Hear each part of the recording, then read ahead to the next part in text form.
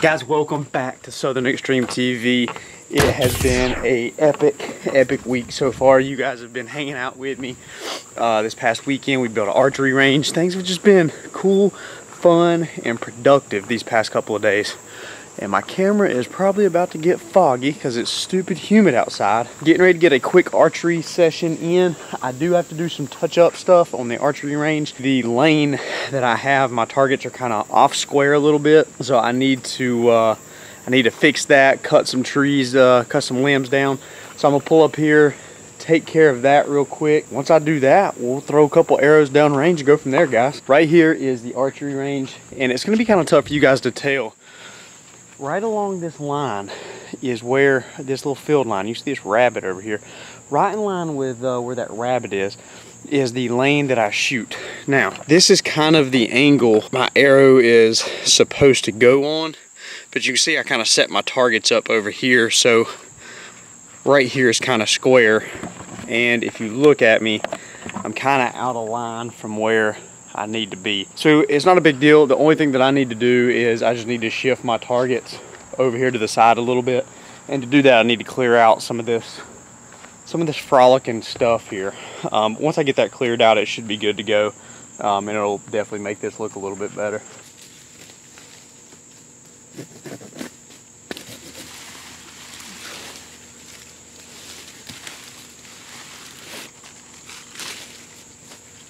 So, got the majority of the stuff cleared out. I didn't move the targets just because I forgot a hammer. I'm going to give you guys a little bit of a rundown of kind of the training session that I use to prepare for archery season. This is by no means is a surefire method, but it's something, or it's a way that I found to really get better for myself, and it's just a method that's worked for me, and that's what I've stuck with. There's hundreds and thousands of different methods that you can use as far as getting ready for deer season with your archery, shot placement, and how you're grouping.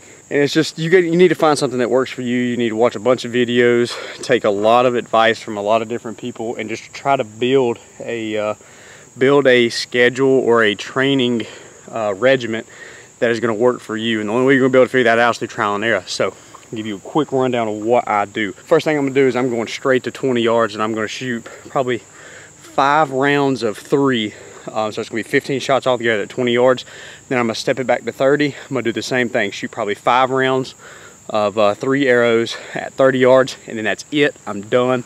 I'm going to put my bow up, calling it a day. Next day, come out, do the exact same thing, except instead of shooting 5 rounds of 3 at 20 and 5 rounds of 3 at 30, what I typically do is I shoot 3 rounds of 3 at 20, 4 rounds of 3 at 30, and then I step back to 40 yards and I shoot 1 to 2 rounds, depending on how tired I am, of 3 at 40 yards. As far as whenever you're practicing, you don't have to stay to the exact number. You really just need to listen to your body. Some people are going to be stronger than others, some people are going to be weaker than others, so your body's going to let you know whenever you need to put the bow down. The method that I have found is you need to use quality shots, not quantity.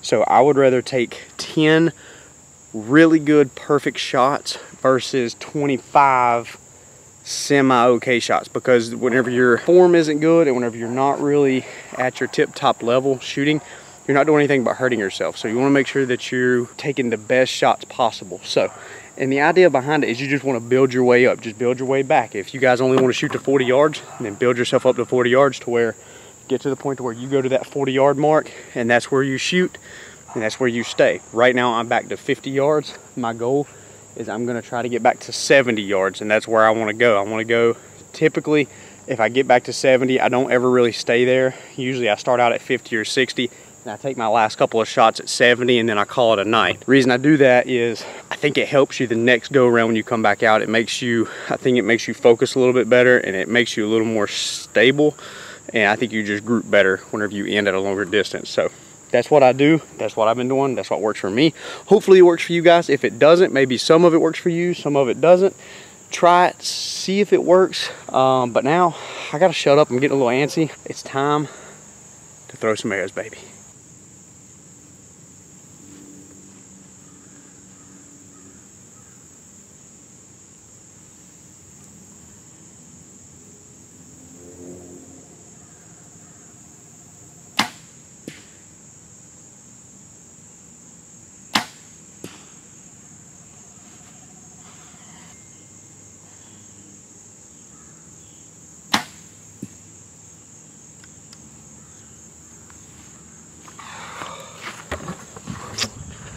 Alrighty, so I shot 2 rounds at 50 yards and I feel pretty good. I shot last night.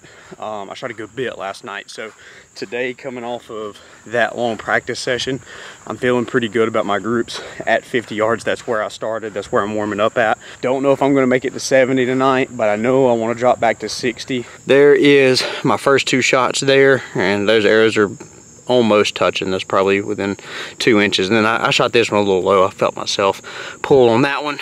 Drop it back to 60 and see what I can do.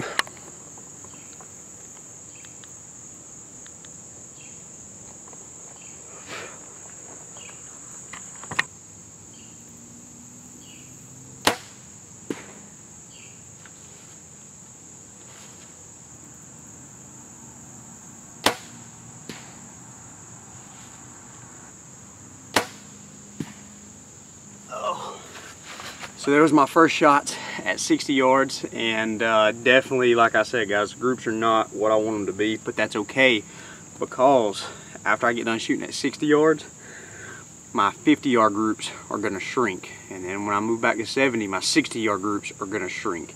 Even though my 70-yard groups may be wide, my 60-yard group is going to shrink. The whole idea behind this, practice 20 to 30 yards farther than an ethical shot that you would take in the wild, if that makes sense. Always make sure you stay within your boundaries, and you need to determine what your boundaries are and what is going to be an ethical shot for you. You just got to make that determination on your own and apply it to where you hunt at, guys. Oh, getting old. Feeling a hair froggy this afternoon. This is going to be my first hoorah out to 70 this year. Shaking a little bit, so I'm probably going to shoot 1 or 2 more, and then I'm going to be done for the day because I don't want to overdo it. So shoot these 3 and just see how it goes.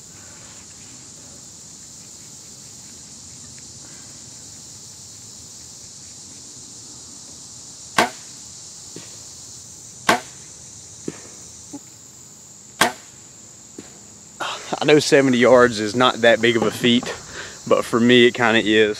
So there's my 70-yard group, which is not crazy bad. Here's the one that I hit low. It's in the target, but not, you know, it definitely skidded in there. You know, this one right here, pretty much in the bullseye, maybe 1.5 inches low.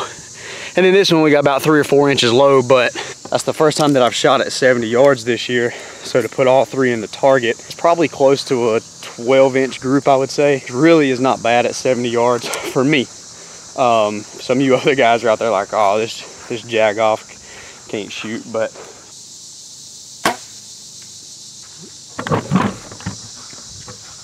that marks the end of my video. I cannot thank you guys enough for watching Southern Extreme TV. Make sure you hit that subscribe button in the top left corner. It'll mean the absolute world to me. And make sure you hit the bell notification so that way anytime I post a video, you guys will get an update and you can watch that video.